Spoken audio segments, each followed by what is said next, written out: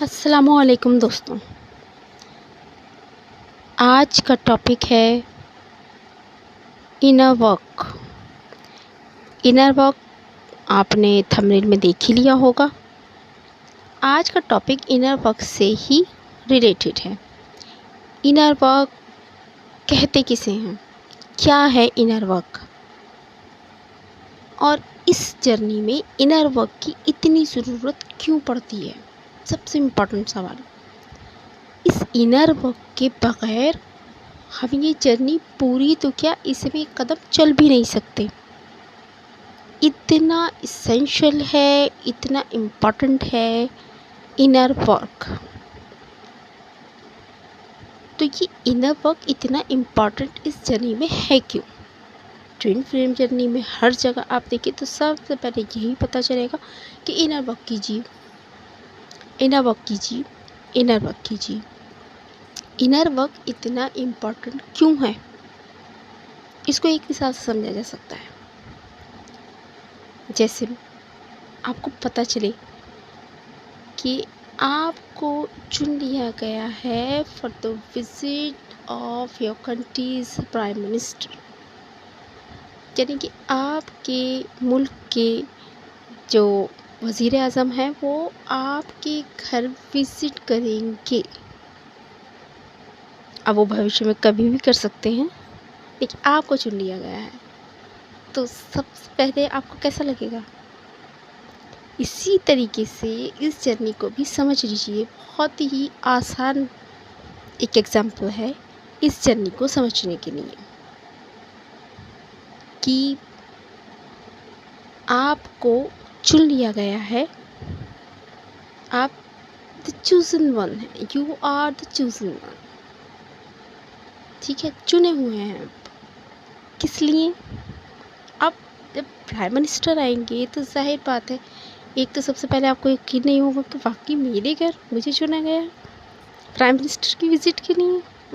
क्या बात है। और जब यकीन आ जाएगा तो फिर उसके बाद आप क्या काम करेंगे, अपने घर की साफ सफाई, उसको चमकाने के लिए आप हर वो काम करेंगे। सारे काम छोड़कर आप इसी काम पर लग जाएंगे कि जब प्राइम मिनिस्टर विज़िट करें तो मेरा घर उनकी शान शौकत के मुकाबले में कुछ तो लगे, क्योंकि मैं तो मशहूर होने वाली हूँ या मशहूर होने वाला हूँ।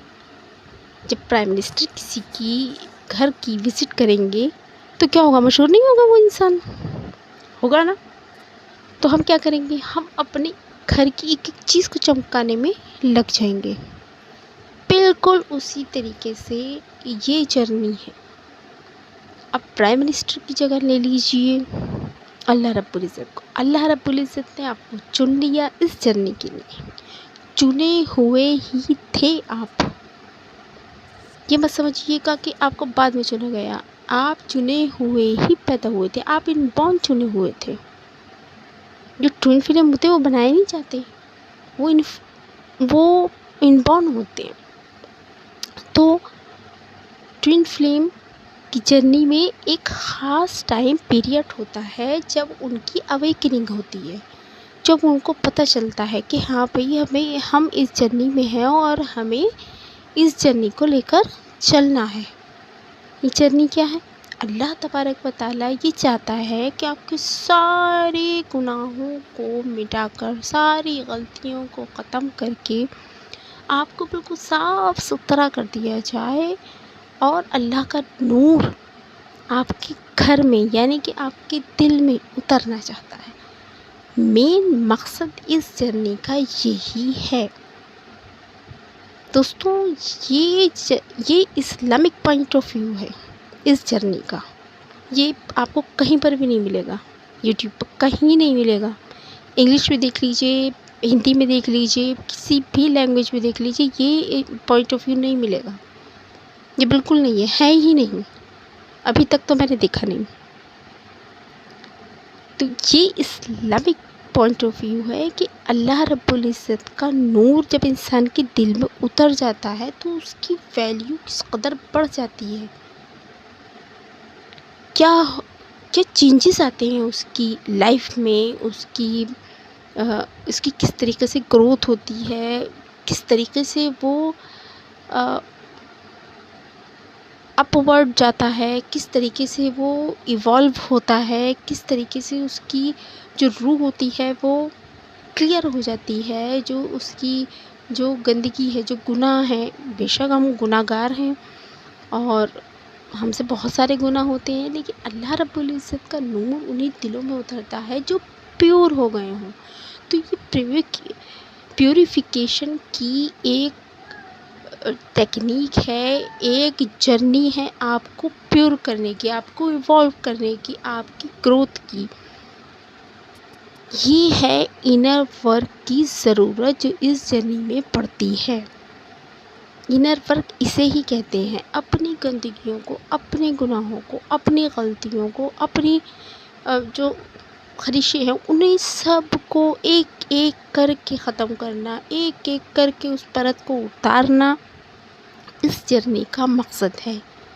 मकसद सिर्फ़ और सिर्फ यही है कि आपकी ज़िंदगी बेहतर हो जाए। आपकी इंडिविजुअली आप भी कुछ हैं। अब ट्विन फ्लेम है, ये बात सही है। चाहे आप डीएफ हैं या डीएम हैं, डिवाइन मैस्कुलाइन है या डिवाइन फेमिनाइन है, लेकिन आपकी ज़िंदगी इंडिविजुअल भी तो है।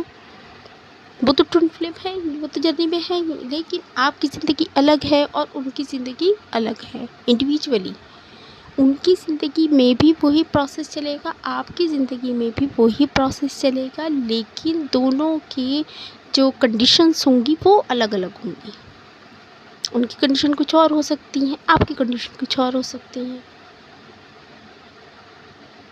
चाहे आप किसी भी कंडीशन को फॉलो करें, लेकिन ये स्टेप्स आपको फॉलो करने होंगे। अपने दिल से नफ़रत, अपने दिल से हसद, अपने दिल से किना, अपने दिल से गुस्सा, अपने दिल से किसी के लिए बददुआ, ये सब कुछ चीज़ें, ये दिल के रोग हैं, ये दिल की बीमारियाँ, दिल की ज़ंक होती है ना, किसी चीज़ को ज़ंक लग जाती है, उस पर दाग धब्बे लग जाते हैं, वही चीज़ है आपके दिल में। जब तक इंसान मेंटली प्रिपेयर नहीं होता इस चीज़ के लिए कि हाँ मुझे इनर वर्क करना है, अब इनर वर्क के अलावा कोई चांस, कोई चीज़ बची ही नहीं कि जिससे मैं ये सब कुछ कर सकूं या मैं इससे बाहर निकल सकूं या मैं इसको स्किप कर सकूं। स्किप करने का सवाल ही नहीं है दोस्तों, नहीं कर सकते आप। चुना किसी और ने आपको, आपका इसमें कोई हाथ नहीं है। जैसे हम कहाँ पैदा होंगे, हम आदमी बन के पैदा होंगे या औरत बन के पैदा होंगे, फीमेल होंगे या मेल होंगे, हमें क्या पता, हमें पता नहीं होता ना पहले। ये सब कुछ अल्लाह पाक तय करता है। इसी तरीके से आपको चुनने का हक भी अल्लाह रब्बुल इज़्ज़त का है। लेकिन जर्नी बहुत स्पेशल जर्नी है, पहले से समझ लीजिए इस जर्नी को कि स्पेशल जर्नी है, बहुत स्पेशल। क्या है कि देखिए आज की तारीख़ में मुसलमानों की तादाद दुनिया में तकरीबन 1 अरब 80 करोड़ है, लगभग अबाउट। उसमें से हर कोई तो ट्विन फ्लेम नहीं होता ना, उसमें से आप ऐसे लगा लीजिए, जैसे आप अपनी भाषा पे कहें तो इसे यूँ समझिएगा कि मान लीजिए 10 लाख पर एक, 10 लाख पर एक, या इससे भी रेयर हो सकता है, क्योंकि ये बहुत ही रेयर है। ये जर्नी लंबी भी होती है, ये जर्नी मुख्तलिफ भी है, और ये जर्नी एक हार्ड जर्नी है अगर आप कहें तो। ज़ाहिर बात है, अगर किसी ज़ंग लगे बर्तन को आप साफ़ करेंगे तो पहली बार में तो साफ़ नहीं हो जाएगा, दूसरी बार में भी इतना साफ़ नहीं होगा, तीसरी बार काफ़ी सारा वर्क करना पड़ेगा हमें उसे प्योर करने के लिए। उसी तरीके से अपने आप को प्योर करने के लिए हमें ये इनर वर्क करना पड़ेगा और बार बार करना पड़ेगा, स्टेप बाय स्टेप करना पड़ेगा। इस बात को समझ लीजिए, तब जाके आपका अलाइनमेंट होगा अल्लाह रब्बुल इज़्ज़त के नूर के साथ। और देखिएगा उस वक्त आपको जो खुशी, जो बेहतरी महसूस होगी, वो दुनिया के किसी अल्फाज में भी बयान नहीं की जा सकती, बिल्कुल भी नहीं।